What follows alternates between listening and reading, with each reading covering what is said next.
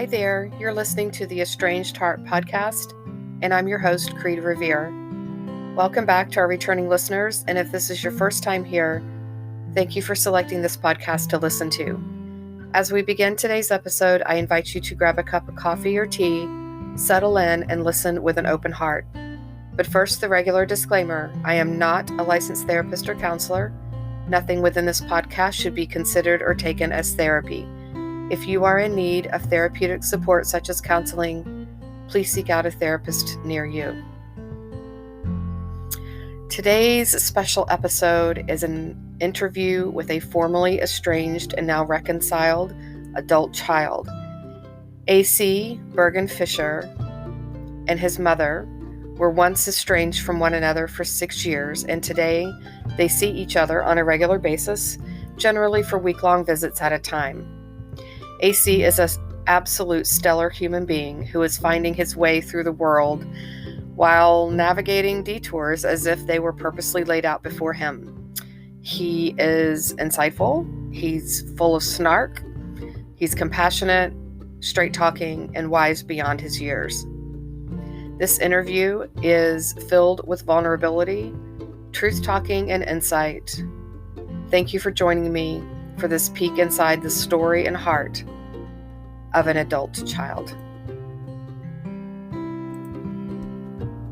Today's quote: "Every misunderstanding seems to be a gateway to a deeper understanding."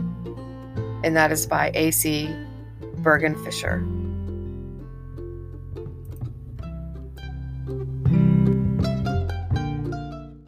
So today I have AC with me, who is a formerly estranged adult child and someone near and dear to my heart. So welcome, AC. Thanks for joining me today.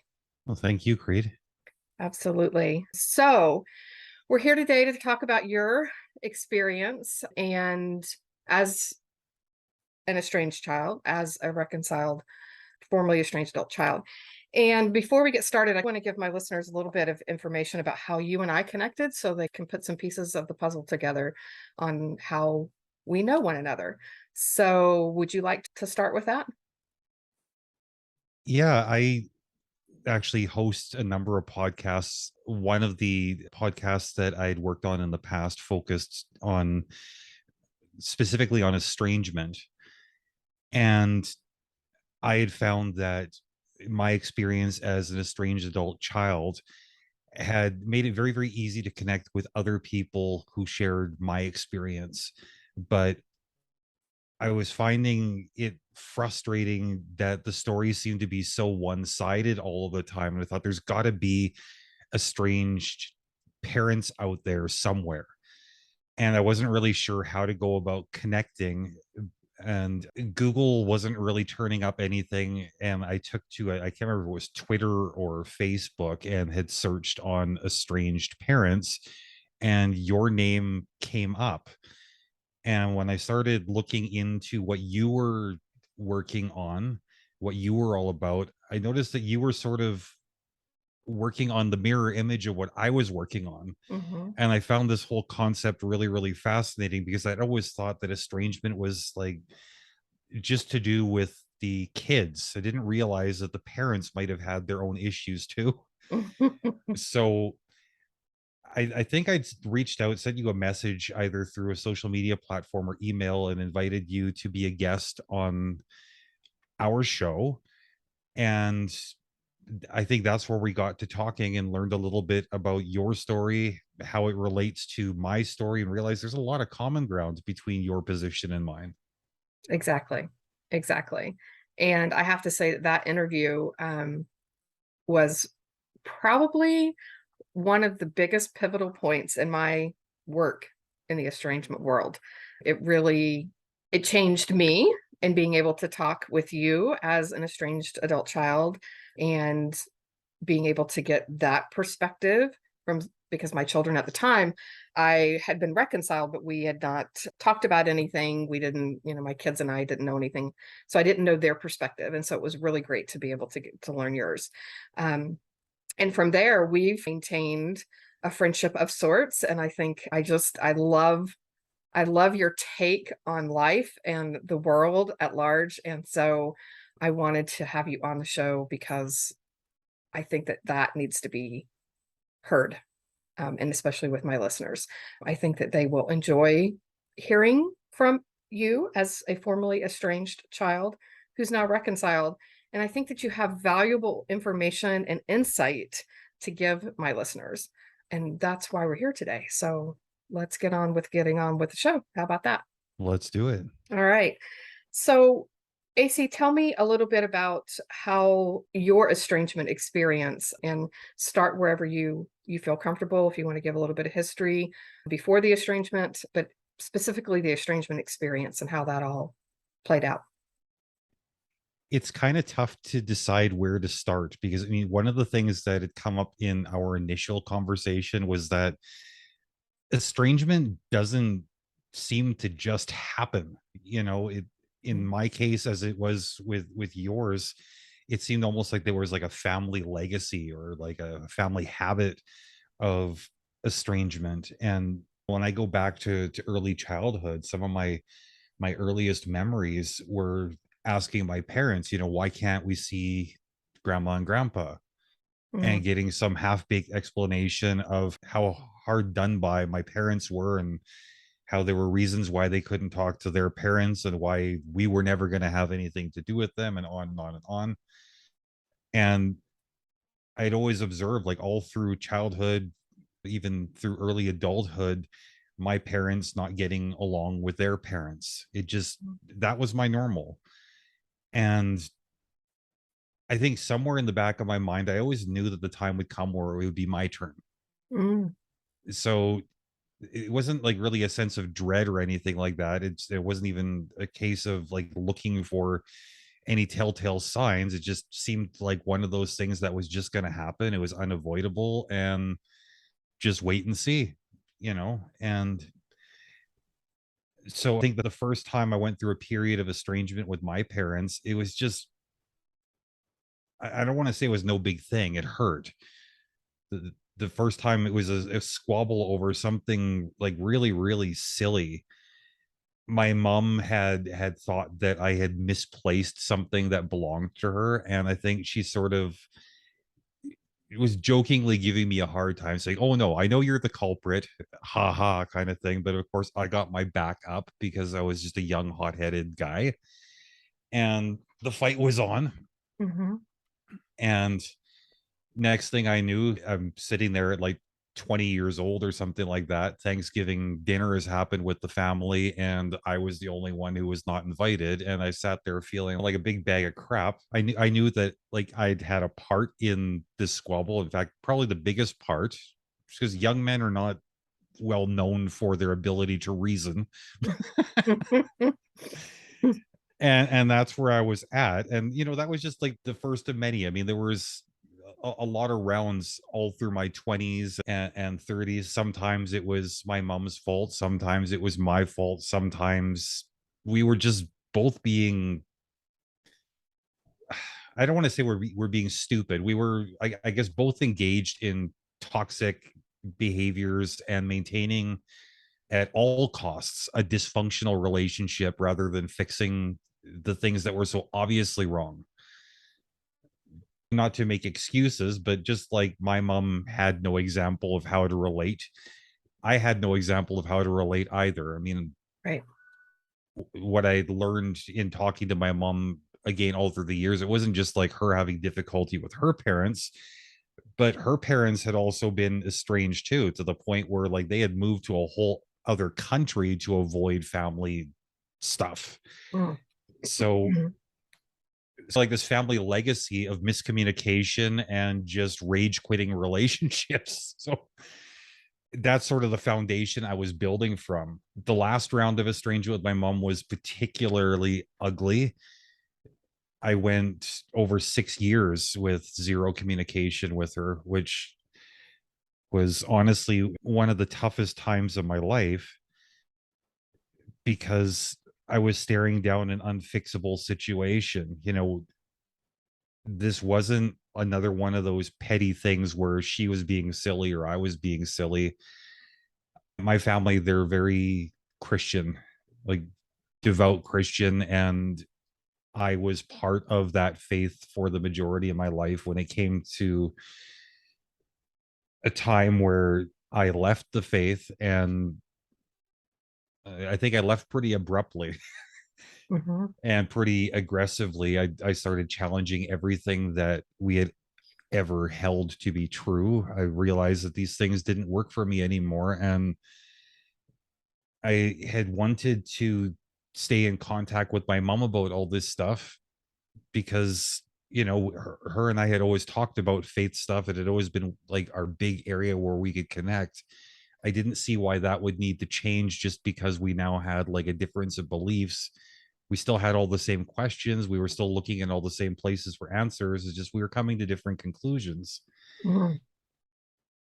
But whereas this was an intellectual exchange for me, it was a very emotional one for her. And I think that we both knew that a big conversation was coming.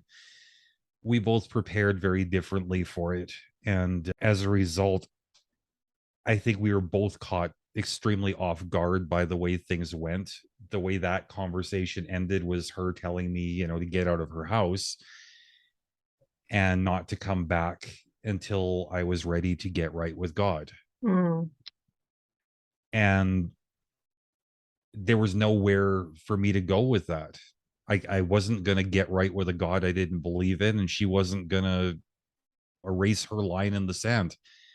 And so it was, 6+ years of no contact and dealing with a situation where there was no room to fix it or adjust it. I grieved her loss as though she had died because I didn't know what else to do. And that's where I was left with all that. I can see this is super emotional for you. It's not easy stuff, Yeah. because my dad passed away in 2002, and I thought that was the worst pain that a person could deal with. And I'm not going to minimize it. I mean, it's a big one. I still Mm. struggle Sure. with his loss every day, like 20 years later. But compared to losing my mom to estrangement and grieving her as though she was dead, Mm-hmm. dealing with him actually being dead was comparatively easy, Yeah. because physical death, there's a finality to it. With death via estrangement, there's always that nagging doubt in the back of your mind, like, is there something else I could have done? Is there something else I should have said? Even if it's a case of like, what the hell is their problem? Is Mm-hmm. there any chance they're going to come up for air? They're gone, but they're not gone. Right. And it's like, nobody should ever be stuck in a situation where somebody extremely close to them is kind of like living in the in between there and not there. You can't dig up somebody who's passed and say, like, hey, can we talk about this? Right.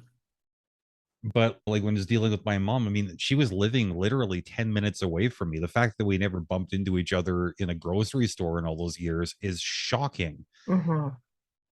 Knowing that I could have gone and knocked on her door at any given moment, knowing that she might show up at mine. I mean, of course I went about my day, but you wake up every morning not knowing, okay, like, is this going to be the day when everything sort of becomes okay, or is she just going to stay dead? After a couple of years and a lot of tears, it's not like I became okay, but it was almost like a numbness, not quite a coldness, but definitely a numbness came over me. I wasn't angry anymore. It wasn't about the grudge or the misunderstanding or the anything else. It's just a case of like, okay, well, this is life now. And I realized that I had established a new normal, and it didn't include her. And on some level, as much as that was not okay, it was very, very okay. Why do you think that is? I've had a bit of time to think about this, and I can't come up with anything concrete, but I suspect that it's just an act of self-preservation, subconsciously. There's a limit to how many times you can feel something and be helpless to change it before you just stop feeling it. Right. Somebody had asked me, do you love your mom? I never really knew how to answer that question. My kids asked me, like, don't you love Nana? And the only honest answer I could come up with was, well, it's complicated. I mean, I would think about her in the same way that, I think about my dad or my grandparents who have passed. I remember loving them. Mm-hmm. And it's not like I don't have any like hard feelings per se. I mean, I remember the good, the bad, and the everything else. But how do I feel about them right now? I don't know. They're not with us anymore. Right. So you experienced, one of the things that a lot of estranged parents feel or think on some level is that their kid is off living life, and not having a second thought about their parent or the estrangement or the fact that their parent's not in their life. Would you say that it doesn't sound like that's what you experienced? And what are your thoughts on other estranged adult children in the midst of that? I think there's a lot of truth to that perspective that you're describing, Mm-hmm. because I can't say I was sitting there like all day, every day, mulling over family stuff. Right. I definitely was enjoying life. And I could go days, sometimes weeks, without the thought of my mom even crossing my mind, just because, like I said, I had developed a new normal that didn't include her. Right.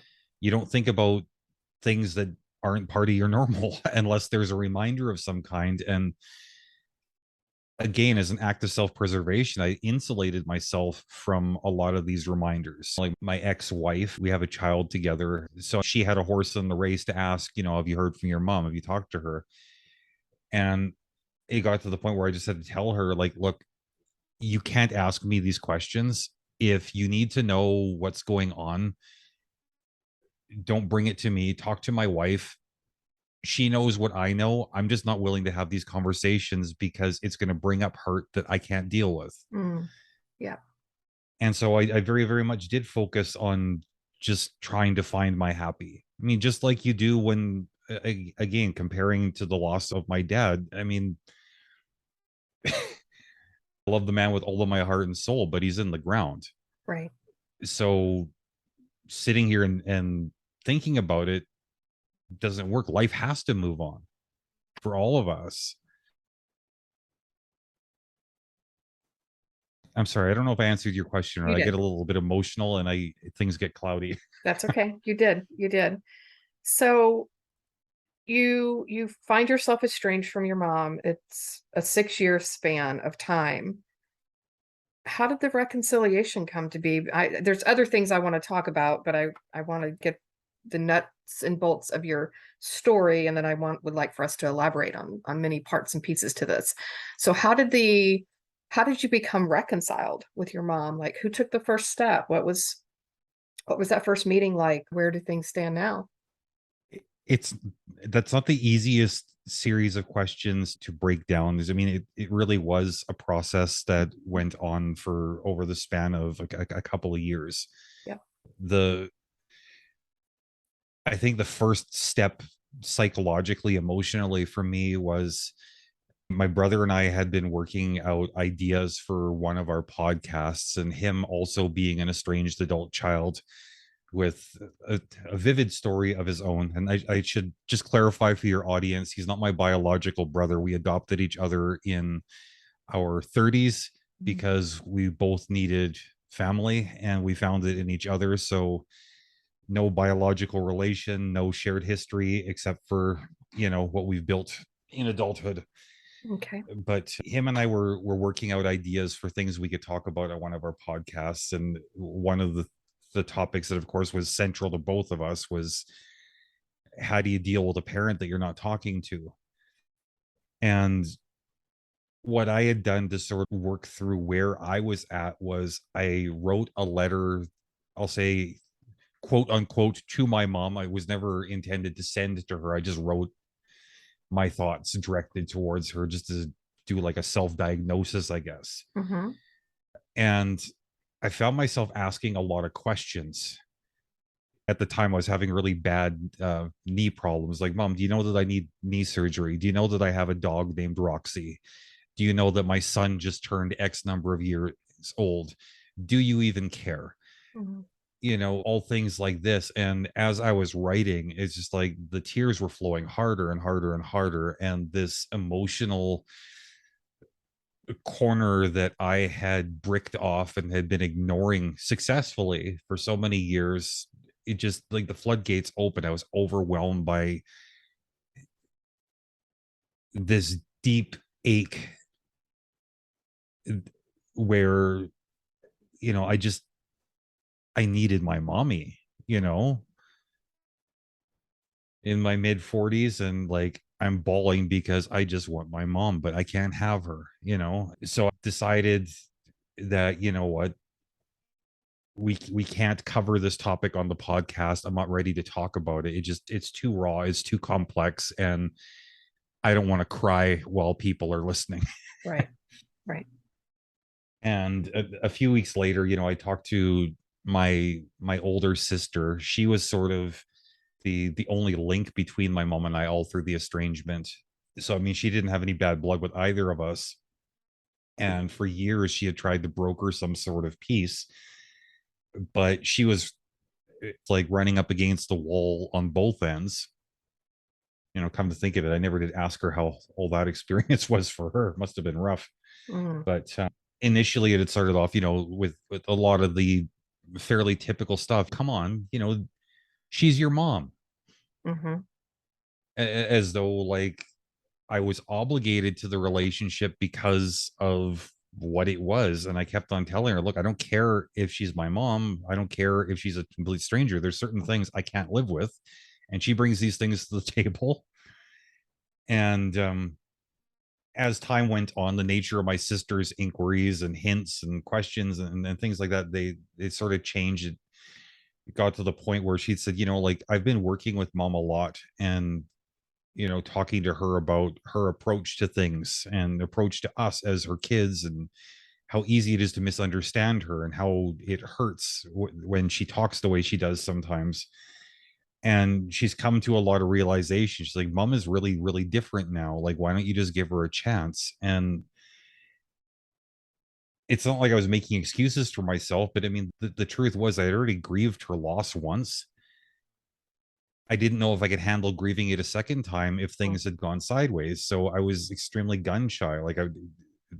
The time for grudges was like long behind me. I mean, I'm not a grudgy person anyways, Mm-hmm.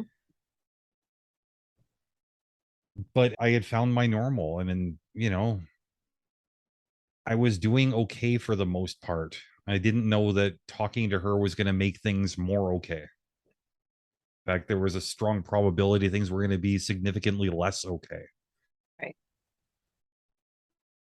And my sister was persistent. She kept on coming at me saying, like, Mom's different now. And I said, look, like, I don't know how I'm going to react. I said, what if she says something and like I lose my composure?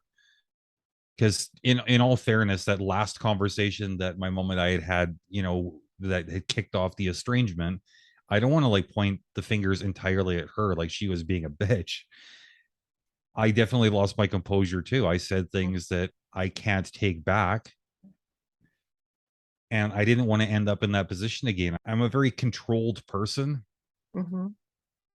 and when something comes up where I lose that control over self, I tend to avoid it. I don't like to come unraveled. And my mom, unfortunately, like she really knows how to unravel me sometimes. So I mentioned all this to my sister. My sister said, look, like, you're approaching this as though you're the same person you were 6 years, or at this time of the conversation, that the same person you were 5 years ago. Mm-hmm. She said, I've seen you grow, I've seen you change, I've seen you develop, I've seen you like work on self, I've seen you unpack all this other stuff.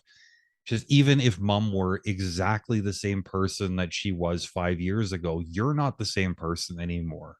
It Mm-hmm. can't end the same way, because the dynamic has changed. And she said, just give it a chance. And I said, well, okay. I said, like, at this point, I said, like, I know mom has moved. You've mentioned that.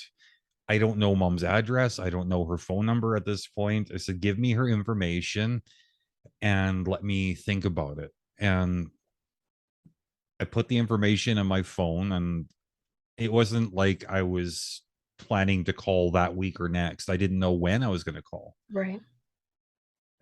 Yeah, it was literally like pretty close to a year later. I woke up one morning and I woke my girlfriend up at the time and I said, I need to go see my mom today. And the whole time that we had known each other, the girlfriend and I, we had both been estranged from our parents. I mean, estrangement was sort of like how we had initially connected. Mm-hmm. It was a defining point of our relationship. So, I mean, this caught her really off guard. Like, what do you mean you want to go see your mom today? Like this, like completely out of the blue. Right. And she says, well, what's your plan? And I said, well, I can't go alone. Like, you got to come with me. So Mm-hmm. a lot of pressure to put on the poor girl, you know, like meeting the parents is hard, but meeting the parents under these circumstances, Right. I don't know that I would have been that big of a person, I'll be honest, but I didn't, I don't think I phoned first. I think I texted my sister and I said, look, I don't want to catch mom off guard. Can you just give her the heads up that I'm planning on stopping by this afternoon? And my sister said, yeah, no problem. And I remember showing up at her place, and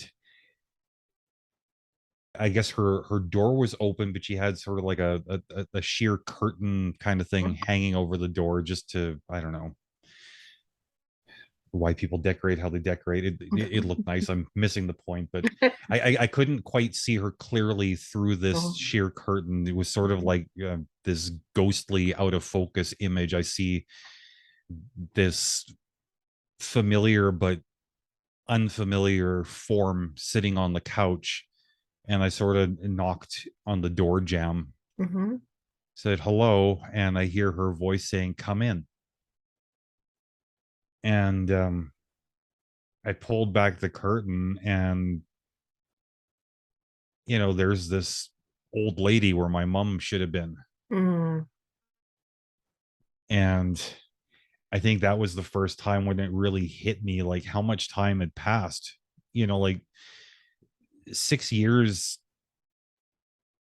It's a long time, but it's not a long time, you know? Yeah. So I think when you're younger, you could look at your face every day in the mirror for 6 years and not see much in the way it changes. But you were dealing with somebody who's like into their 70s. 6 years is a long ass time. Right. Right. And it was just like this flood of emotions hit me. It was like, I can't say I was happy to see her. I was cautious. Mm-hmm. It was weird. I remember it going through my head that, like, shit, she's sorry, I don't know if I can swear on your Yes, show. you can. It's just like thinking like, shit, like she's gotten old. Like she could have like dropped dead during the estrangement. Mm. And it was like sort of like this, it wasn't like this like deeply emotional series of thoughts. It was kind of like my emotions were off in the other room somewhere. But I'm looking at her and thinking like, wow, like I kind of, I guess I lucked out that it like managed to reconnect while she's still alive.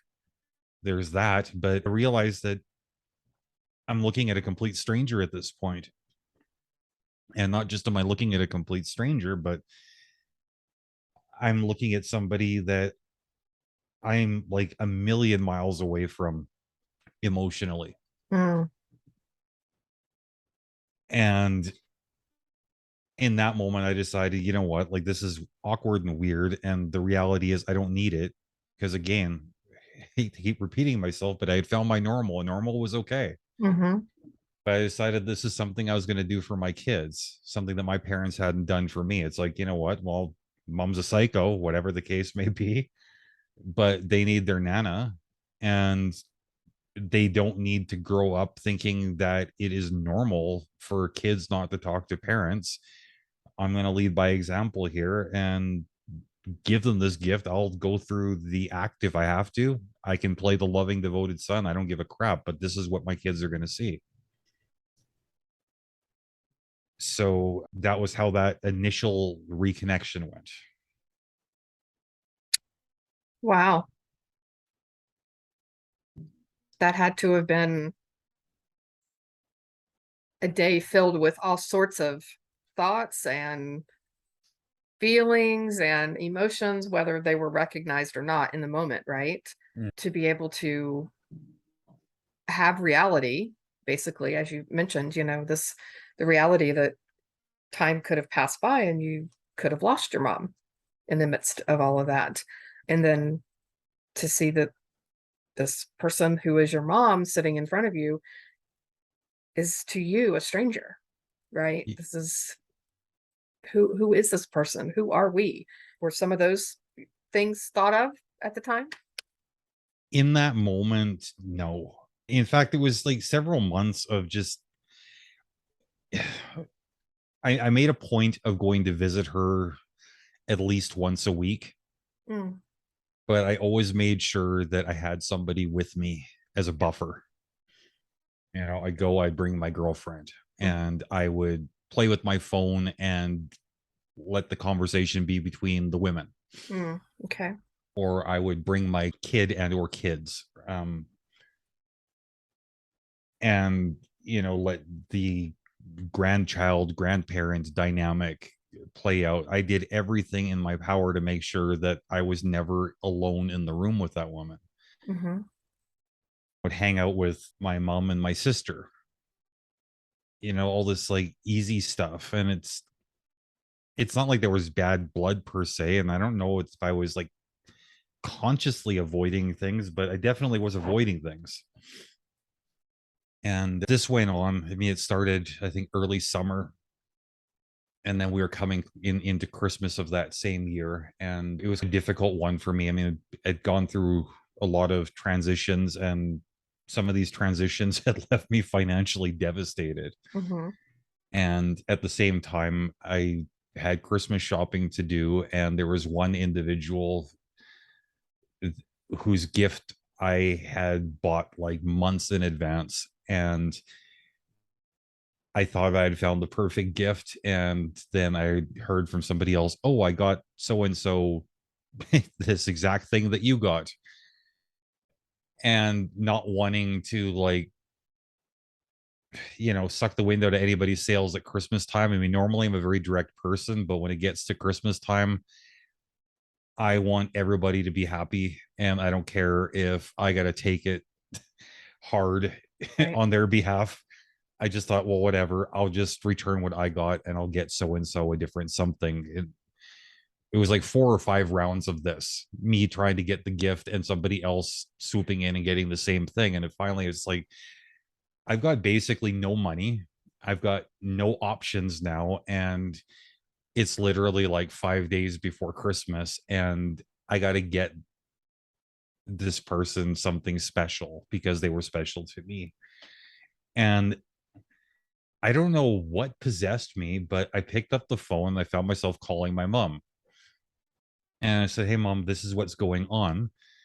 And she says, well, I got nothing going on right now. Why don't you come pick me up and we'll sort it out together? And I said, okay, that sounds good. And I told my girlfriend, okay, I got to go to the store quickly with my mom. I'll be back in like 2 hours, kind of thing. And mom and I went out to the store. I mean, she swooped in. She was doing the parent thing. It was like, okay, just calm down. It's all right. Like you don't need to freak out. I felt like a little kid with my mom, spelling out the next steps for me. Mm-hmm. And it was nice.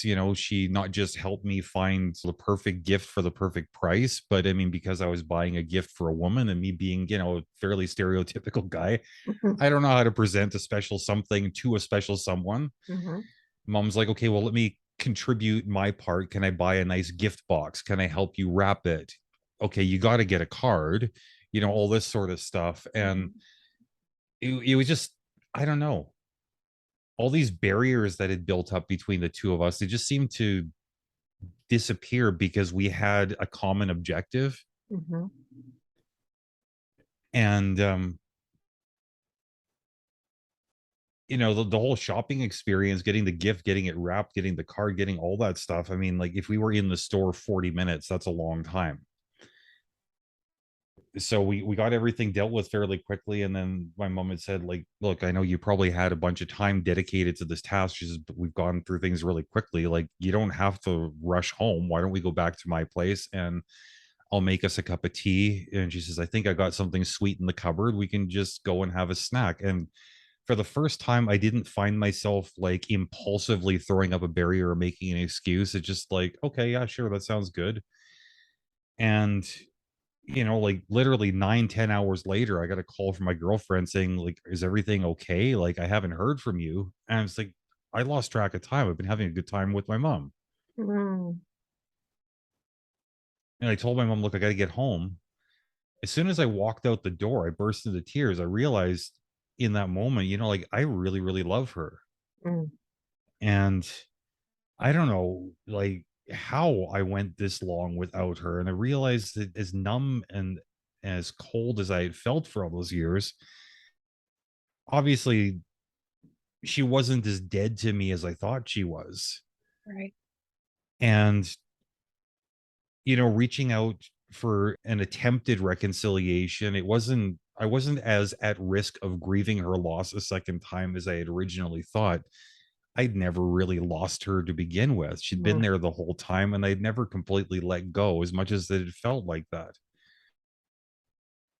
And, like that initial day, that really set a new normal for our relationship. When I'd go over and visit her, of course, there would be times where I would bring somebody with me, but there was just as many times where I didn't. Mm-hmm. And we really started to gain a good appreciation of each other. And we talked about a lot of things. Just let me know if I'm rambling at any point here. No. So there was a point where I ended up moving to a different city. Like my mom lives in, and I was living in Vancouver, British Columbia, and I ended up moving to Calgary, Alberta, which is like a 10-hour drive away. Mm-hmm. And when the move happened, my mom was really upset. She's like, "Oh, I just found you, and now you're like gone." I'm like, "Oh, you're not losing me. Like I'm still in your life." She's like, "Oh, it's not the same. You're not going to be stopping by anymore." And she's, "You got to promise you're going to come visit." And there was a couple times I drove out to visit. And then, if you're familiar at all with the winter in the Rockies, when it gets to be wintertime, you don't want to be driving through the Right. Rockies if you can avoid it. And my sister had said, at the time, like if you want to come out and visit for a week, she's like, I'll buy you a plane ticket. Don't worry about a hotel. You can stay with me. And she's like, I know mom will be happy to see you. And I'm thinking, okay, well, this all works out perfectly, right? So my sister comes to pick me up at the airport, and she said, oh, sorry, there's been a bit of a change of plans. She said, my daughter has got friends that have come to stay, so you're going to stay at mom's house this week. Oh boy. I'm like, oh shit. Like, keeping in mind, like, we're getting along okay, but like we're not like at the point where it's time for a pajama party that lasts a week. Like Right. like, so, and I think my mom was just as anxious about the whole thing because my sister had dropped this on her at the last minute too. Mm, Oh, BT dubs, you're right. spending a week with your son. Right.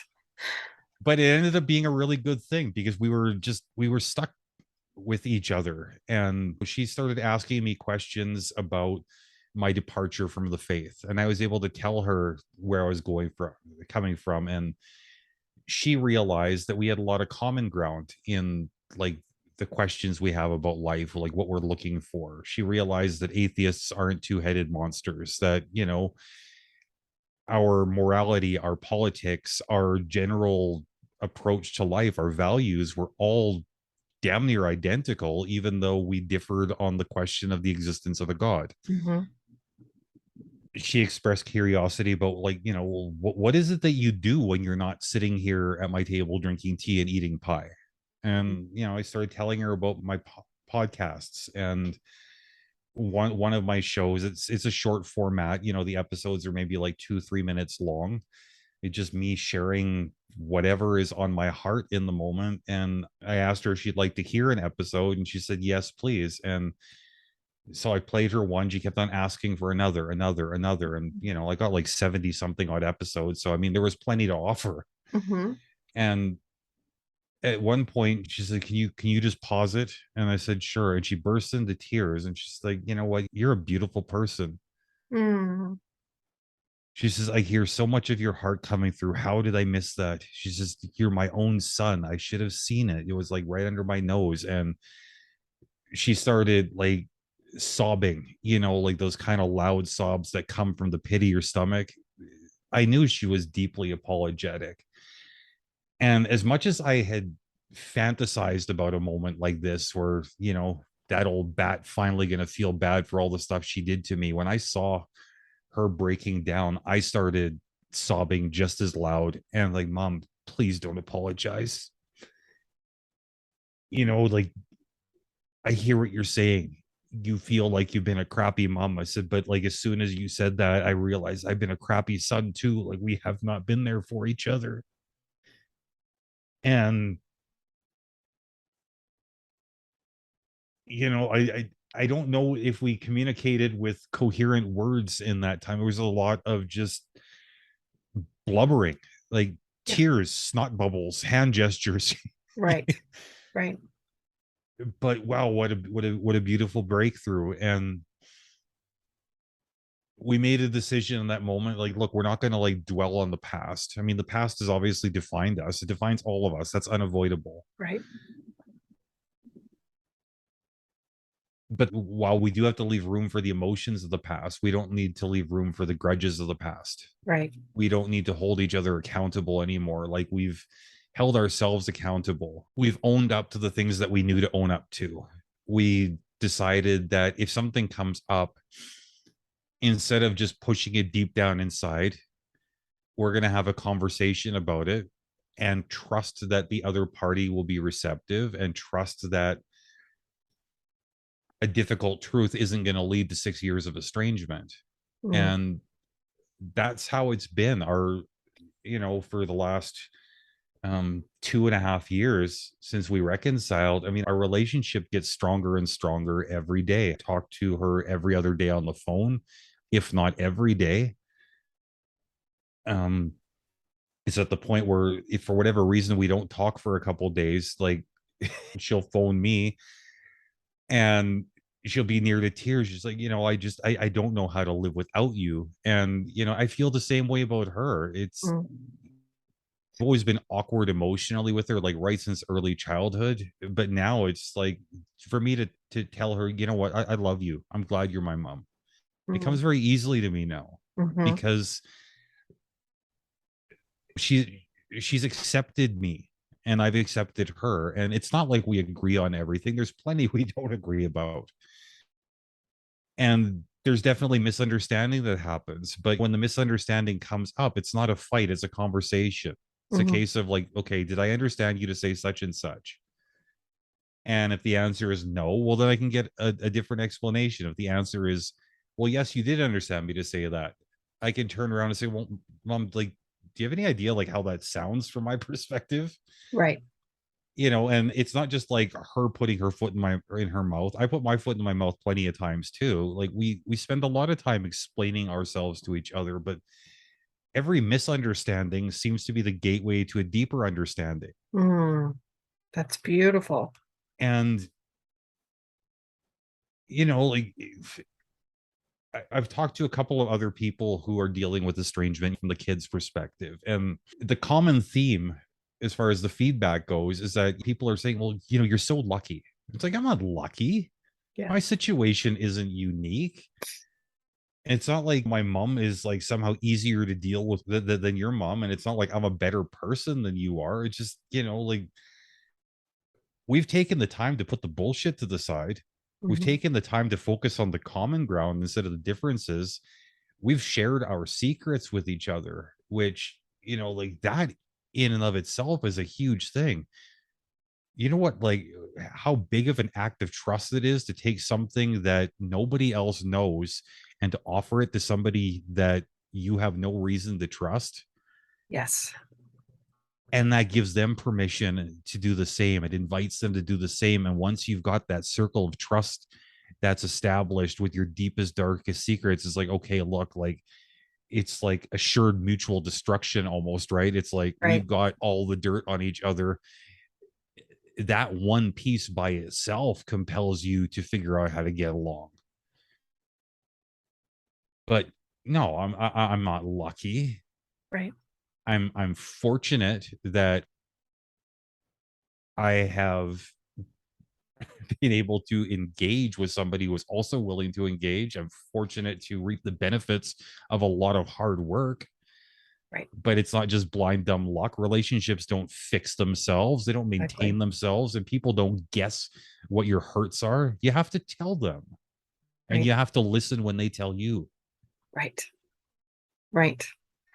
So would you say that your mom, in the beginning of your reconciliation, this is one of the questions that I have, is what, if any, discussion happened around how this felt, how the estrangement affected you? Did you have a conversation about how it affected her? Like, or did that come later? Or have you not really ever talked about the estrangement and how it came to be and why it lasted as long as it did? I'm ashamed to admit that for the longest time, um, I was so focused on what the experience was like for me that it didn't occur to me to ask how the experience was for her. She Mhm. had many times put the topic on the table in asking me how I felt, what my thought process was. Earlier, I had mentioned that letter that I had written for the podcast prep. I got a chance to read that to her while we were sitting in the same room. So she was very, very well clued into what my end of the estrangement had looked like, and she was she was really, really decent about it. You know, she didn't push, well, how do you think this made me feel? She never asked any of that. She just took the time to absorb all of the things I was telling her. And it was only maybe about 6 7 months ago it occurred to me, you know what, like I think this is another one of these situations where I'm being kind of like a crappy son. I picked up the phone, I'm like, Mom, I got a question for you. And she's like, yeah, anything. And I said, all those years when we weren't talking. And she's like, yeah. I said, what was going on with you at the time? She burst into tears. I mean, she was Mm. like so desperate to talk about it, but she didn't want to like poison the relationship by bringing up her, well, as she said, like by bringing up her bullshit. And I'm like, Mom, it's not bullshit. I mean, this is real stuff. I said, like, I've been a bit self-absorbed. So I've been talking about me this whole time. Is like, and you know, I like to blame being a podcaster for that because like we do like to talk about ourselves. Right. But when you're dealing with real world relationships, you can't Yeah. monologue, like you got a microphone in front of you. And I found like with that particular topic, I had been doing it. And that was just like it was just one more thing that we were able to bond over because her experience was so similar to mine. There's all those times where I had been sitting there thinking, you know, like she's the parent. Like if this was one of my kids, because like I'm a parent too. It's not like I'm just guessing what being a parent is like. Right. My oldest is an adult. I'm thinking like if my adult kid wasn't talking to me, I would chase them to the ends of the earth. There is nothing they would do to like get away from me trying to figure out how to like patch things up with them. And like I don't know how much truth there is. That's really easy to like Yeah. live Yeah. in the hypothetical, Yeah. right? Thankfully, I've never gone through a period of estrangement with my kids. You know, hopefully it doesn't get to that point, but Right. and to find out that like there was a lot of days where my mom was thinking, you know what, like, why don't I just pick up the phone? Mm-hmm. But then she was afraid to pick up the phone Mm-hmm. because of how I had become unraveled, like vocally, that last conversation. She was beating herself up a lot. She knew that she had said and done some things that were, maybe unforgivable. But she also knew that trying to reconcile with me was like a terrifying prospect just because she didn't know what to expect at that point. We were in uncharted territory. She had other stuff going on too. I mean, like, sadly, the shared estrangement story between her and I isn't the only one on her plate. Like, my older brother hasn't talked to her since the mid 90s. Mm. My younger sister, at this point, as we speak, hasn't talked to my mom in like 8 years, and I think well, I don't think, I know based on talking to her, like, she's had to focus on like working on herself, like talking to you. I know you've done a lot of the same stuff. If you can't fix this relationship, you got no control over that. You do have control over yourself. You can Right. do as much as you can to fix you, so that hopefully when the day comes where the phone rings or there's a knock on the door, that you're ready for that reconciliation. And so out of four kids, my mom was talking to one. I was just sort of like, I guess, lost in the shuffle. Is like, like, why don't my kids talk to me? And it wasn't like a case of like her sitting there thinking, woe is me. It's a case of like, literally, why are my kids not talking to me? Mm-hmm. She had to figure that out before she figured out like whether or not it was a good idea to phone me and say, hey, let's go for coffee and talk things through. Because what the hell are you going to talk through when you're dealing with two dysfunctional people? Right. Right. So it was good for me to learn that it wasn't a lack of love on her part that prevented her from like chasing me to the ends of the earth. It was quite the opposite. She didn't chase me because she had too much love to present a broken, flawed version of herself, Mm. and that it was hard, and that, at the same time, she had to grieve me as though I had died. Right. There was just, the more we talked about her experience, the more I was just like slapped with the unavoidable fact that our stories were mirrors of each other. Mm. We thought we had so much in conflict. It turns out we had absolutely everything in common. Right.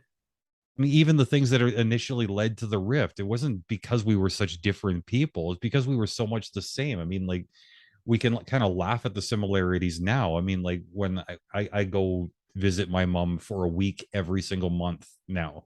Mm. I fly to Vancouver and I spend a whole week just me and her, and she keeps me up all night, even though she's 80 years old. Just 5 more minutes, just 5 more minutes. We realize that we've got the same snack habits. We got the same weird sleep schedule, the same like little body manners. It's just like the same everything. It's like her and I, we in many ways were the same person. And it just, as beautiful as it is to enjoy that, it's kind of gut wrenching when we think of like how many years we looked at each other and saw a total stranger. Right. The stranger was never there. Right. Yeah. Oh my gosh, AC, this is to hear, you've heard my story, but today's the first time I'm hearing yours. And I can't thank you enough for your vulnerability and being willing to show that here on the show today and be honest and open about your experience and about your feelings about your mom and what you've learned in this process. I'm often saying that estrangement is two sides of the same coin. Mm-hmm. And you've just talked about it, mirroring one another. It truly is. And I know that when we're in the middle of estrangement, it's next to impossible to see that. Standing back, when you can get that full view, you can see it. It's just as clear as day to me. And so many of the estrangement experiences, people that I work with who are estranged, we have just in humanity at large, right? We have so much more in common than we do differences. Mm-hmm. But we're so focused on the differences that we can't see the commonality. a lot of times. And the commonality of having a human heart, right? We all have it. Yeah. We all have it. We all have it. So I have a couple of questions that I'd like to ask for your input on as an adult child who's gone through all of this with your mom and comes from a family lineage of estrangement. I'd really like your take on some of these things. And I think that you have a perspective that it's well-rounded. And so if you don't mind, I'd like to throw those your way. Shoot. Okay. One of the questions that I get often from estranged parents is, why the silence? Why can't they meet me and come and talk about this? Why do they have to just completely cut things off? Why can't there be a conversation? And I know that your situation was a bit different with your mom, but I know that you've had many conversations with estranged folks, so estranged adult children. So Yes. That's kind of a tough one, because one thing I've learned from talking to a lot of estranged children is, and I know I'm probably going to piss off a lot of people who would identify that way, they make excuses for themselves. Mhm. And I made excuses for myself at certain points in my story too. We try to justify the silence. Really, what it comes down to, I've had a chance to unpack it. I've had a chance to push back on some of the people, say, well, that's just the way it is. Mhm. You don't understand how my mom is. You don't understand how my dad is. It's like, well, yeah, I do. Because as much as all kids in some ways are the same, all parents in some ways are the same too. I mean, yeah, you're going to find monsters in both camps that just are people that are so mentally in need of support that they can't engage. Right. But by and large, the silence is because of fear, Yes. and not like some generic, I don't know how else to describe it, fear. Like, for me, it was fear of, okay, well, what if the reconciliation goes sideways? What if the conversation is ugly? And it wasn't, for me, it was like, okay, can I handle grieving her loss a second time? For a lot of people, it's like, can I sacrifice my peace for a conversation that's likely to go sideways based on personal experience? Every conversation on this topic leading up into this point has ended in conflict. Why the hell do I need to go for another round? Mm. Yeah, mom's sorry again. Yeah, dad's sorry again. They're always sorry. They're always willing to engage. And it just, when we as people identify a toxic pattern, I don't think it's at all unreasonable to like just try to break the pattern. Unfortunately, a lot of these people, they don't realize that they're dealing with a mom like you or a mom like I've got that's been working on stuff. They don't realize that, you know what, she actually is sorry this time, and not just as an emotional reaction. She's sorry enough to have knuckled down and done the hard work and turn a critical eye inward. Right. She's not sitting there waiting to judge you for being a crappy kid. She's waiting to love you the way that she knows she always has. But this fear, it gets in the way. And I would say probably like, I can't say definitively what percentage of people are dealing with fear, but I can say that 100% of the estranged children that I have interacted with, they are silent because of fear. Yeah. And I would have to agree with that. The estranged kids that I've talked with as well. What would you say to an estranged child who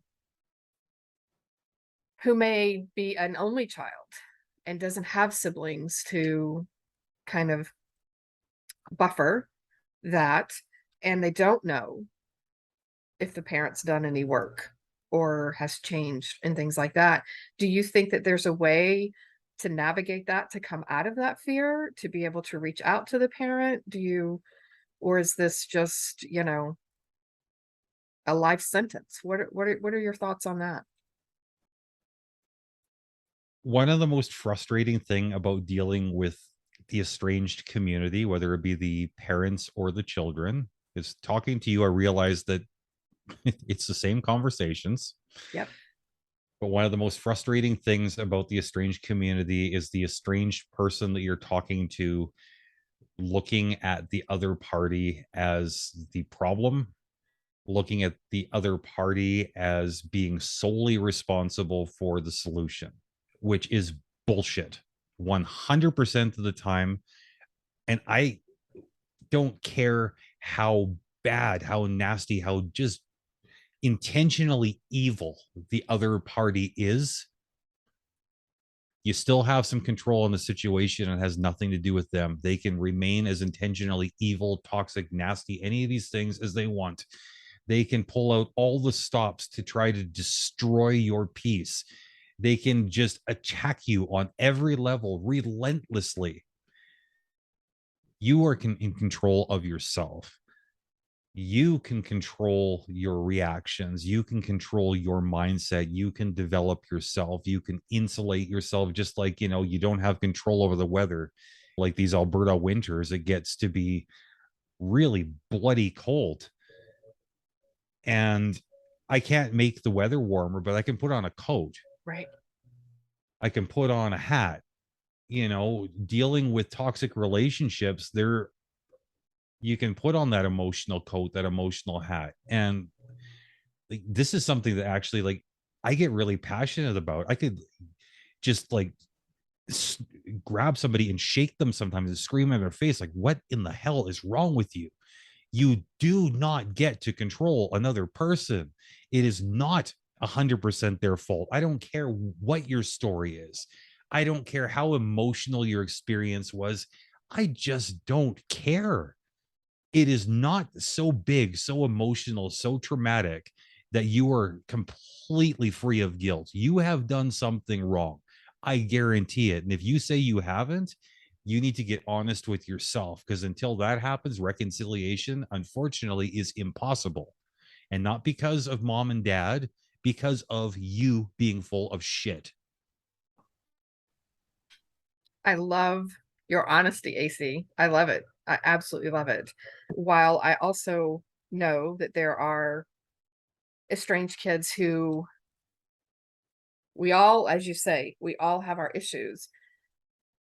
I also know that there are parents, because I was one of those parents, that make it next to impossible until they've done their own work to be able to come back into a relationship in a healthy way with someone.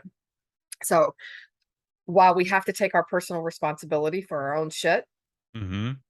and understand that a relationship takes two people, always, whatever the relationship is, everybody contributes to it. From my perspective, I know that I made it very difficult for my children to be able to come to me to own up to their shit, right? Like I did. I made it next to impossible. They were scared of me, as we Mm-hmm. talked about. There was that fear. Yet they have been willing to entertain that mom did and change. Mom did her work and changed. There's that difference, right? And owning your shit and saying, yes, I contributed to this, but she hasn't done her stuff, so I'm not going to do anything.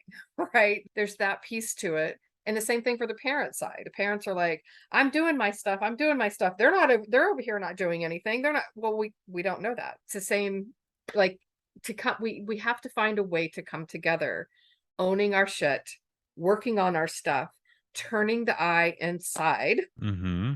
is the first and essential key to any estrangement reconciliation, in my opinion.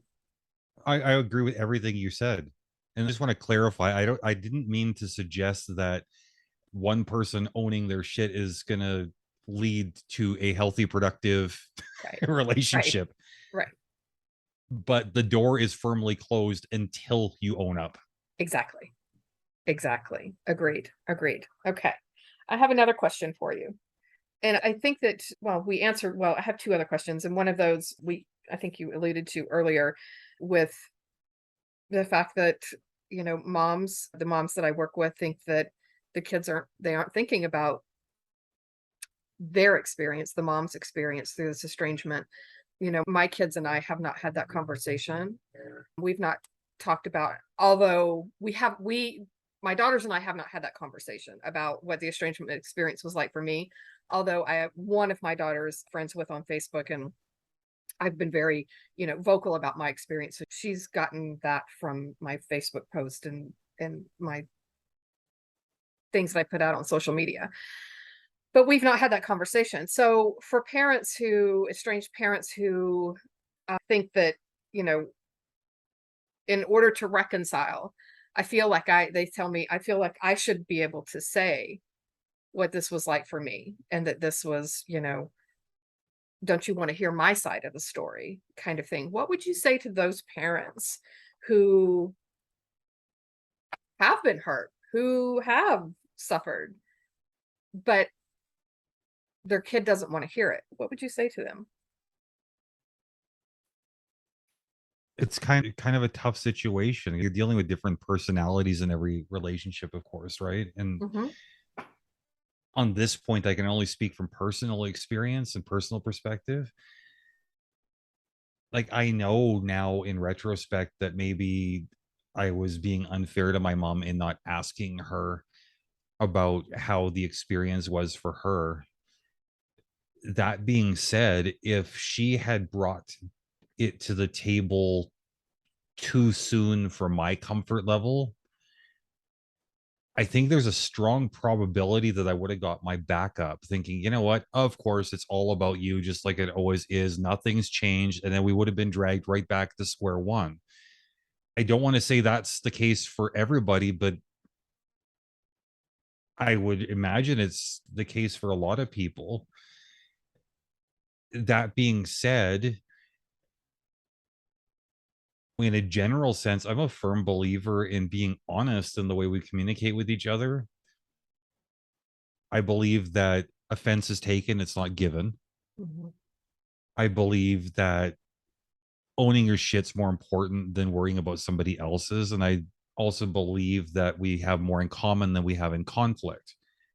All of these things being said, if I'm approaching a difficult topic, like just you and me talking here, if there's something I got to bring to you and say, Kreed, like, or if I'm thinking there's something I want to talk to Kreed about, but I don't know how she's going to react. Well, it's not my job to police your reactions or anticipate them. It's my job to communicate what's on my heart.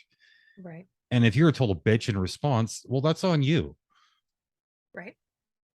But you might surprise me. You might be totally receptive to a difficult conversation. So to these people, I'd say you kind of got to do a risk assessment. I mean, only you know where exactly your relationship is at. And this is like me talking directly to you right now. I mean, Mm-hmm. only you know exactly where your relationship with your daughter's at. Mm-hmm. I would imagine that you know the situation, you know your daughter well enough to read the room. Mm-hmm. I think you spend enough time introspecting to know whether or not this is general insecurity or legitimate concern.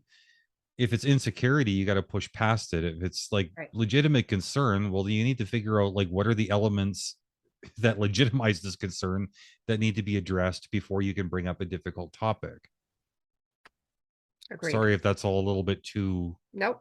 I agree with you. And for me, and with my girls right now, I mean, it's not, and this is this is part of the work that I do with estranged moms, is that once you've worked on yourself, once you've dug in and have done the work on yourself and you've reconciled, oftentimes the things that you think are paramount to discuss and that just absolutely have to be on the table really don't. And they're not that super important compared to all the other things, right? They tend to take a backseat or dissolve. For me, it's not important anymore that I have a say in how the estrangement affected me. It's just not it's not that important to me anymore. And I think that that just is a natural evolution. Once you've done your work, you figure out what's important to you, what's not necessarily so important. And then when you reconcile, you get another chance to figure out what's important and what's not necessarily so important. And some of those things they just naturally dissolve. And that's what's happened for me I, with my girls. I think it's also beneficial. I mean, not just to identify what's important, but why is it important? Exactly. Yeah. If you ask that question honestly, Yeah. it's like, well, it's important to me because I'm a petty, grudgy asshole. Might Right. be the honest answer, right? Right. Or it might be something else. But ask these questions. Like, never stop asking yourself questions. Like Right. anybody, like in any situation, always, always, always be questioning your motivations and your actions and your responses. Agreed. And that's is one of the reasons why I adore you the way that I do is because you and I both have that sense of curiosity and that the questioning all the time Mhm. of what's beneath the surface here. What it's not necessarily what we think it is. It's oftentimes something very different when we start digging down into it. So agreed. I have one more question for you, and this is really just kind of I'd love your input on what do you think about because with the parents that I work with, the moms that I work with, I often, especially with sons, and I don't have a son, so I don't necessarily get this perspective with a son and a mom, but there's the gatekeepers, the daughter-in-laws or sons-in-laws who parents believe are hindering this relationship, that they're the ones that are blocking a relationship with their child. What are your thoughts on that? Um, I don't think that the parents that are identifying the daughters-in-law as gatekeepers are necessarily wrong. In fact, I think they're probably right more often than not. I don't know that these gatekeepers, as you put it, are necessarily like toxic or intentionally Mhm. disruptive to the relationship type people. I got torn between my wife and my mom for a lot of years leading up to the estrangement. During the first couple of years of it, I got divorced in the midst of that, right? But it's not because my wife was being nasty. It just, like the things that she'd bring up with me behind closed doors were like, before the estrangement, it's like, well, why do you let your mom talk to you like that? Mm. Or like, why do you have these kind of attitudes about your mom? Like, a lot of stuff, it was like all legitimate. It's like, well, how do you expect to have a successful marriage when you can't get along with your mom? Like, you got to resolve your mommy issues before you figure out how to be a husband, which is true. Mhm.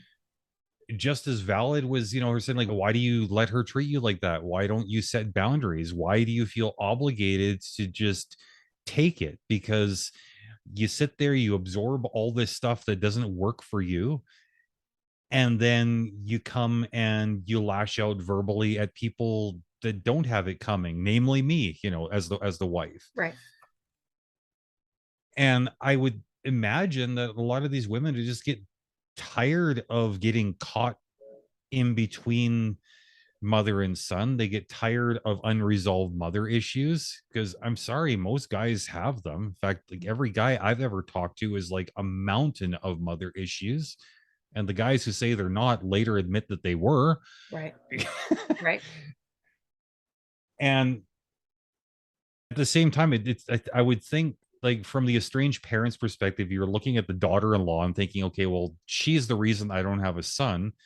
Well, maybe stop to think that maybe she's the reason your son's looking at things differently. That is a fair statement. Mhm. Whether or not that different perspective is a good one, I mean, that's for y'all to determine. I can't speak to that.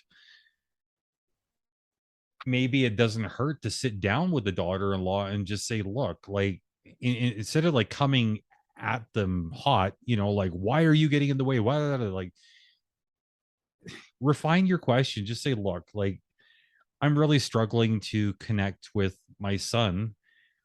I don't really know what I'm missing here. Can you shed some light on the situation for me? And then shut the hell up and listen to her. Even if you don't like what she's saying, even if a lot of it is nonsense, there's going to be some useful stuff in there. Right. You know, if your relationship with your son matters enough, well, then it's going to matter enough for you to listen to some uncomfortable things. It's going to matter enough for you, maybe even to listen to some complete lies about yourself. Listen to the whole story, thank her for the input, and then go back to your safe space and unpack. Because sometimes too, it's like when somebody brings a difficult truth to us, I mean, it's human nature. We get in a defensive posture and we want to shut down and we want to reject what we're hearing.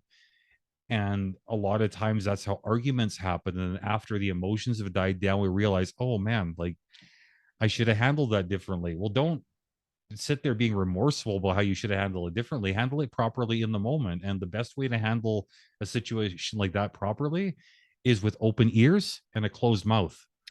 Agreed.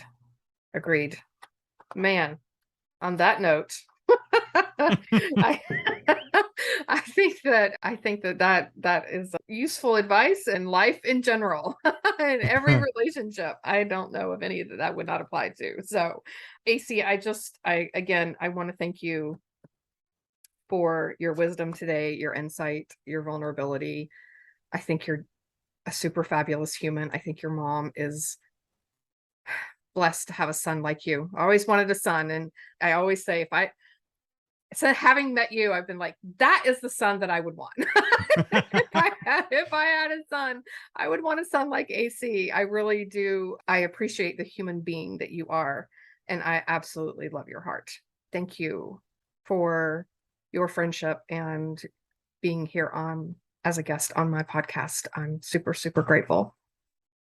Super great. Thank you, Kreed. Like, sincerely. Yeah, you're so welcome. So I know that you have some podcasts, and if folks would like to have a listen to yours, where can they find you? Easiest place to find everything I'm working on is kingfishermedia.ca. The spelling of Fisher is Fischer. Okay. And yeah, you'll find links to Turn Up the AC. That's an introspective, retrospective, autobiographical look at what makes me tick. There's What I Like About You, which focuses on the idea that all of us have more in common than we have in conflict. There is In the Blood, which we talk to people about what happens when relationships don't play out as expected and what comes next. And soon to be back is The Missionary Position, which is just a lighthearted look at everyday stuff. That's been on the shelf for a couple of years, but we're excited that's going to be coming back soon. And yeah, it's anybody's guess. Like, if another podcast is going to get added to the mix, I'm a little bit of a junkie when it comes to talking with a microphone in front of me. So stay tuned. And yeah, looking forward to sharing with you. Awesome. And beautiful. Yeah, check out AC's podcast. He's a phenomenal podcaster, and yeah, just give him a listen. So again, thank you, AC. I appreciate it. Anytime.